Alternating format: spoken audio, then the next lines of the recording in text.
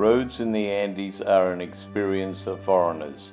They can be quite confronting, with slips going down mountainsides that just fall away hundreds of meters.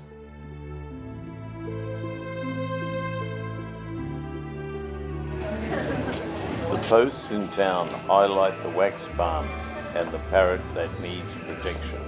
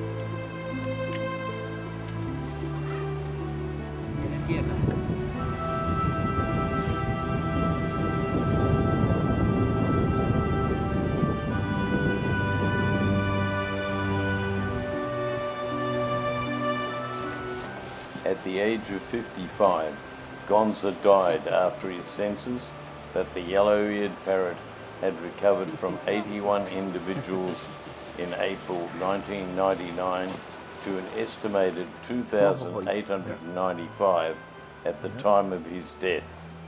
The man that can be claimed as the savior of the yellow-eared parrot was gunned down by an unknown gang in January 2021.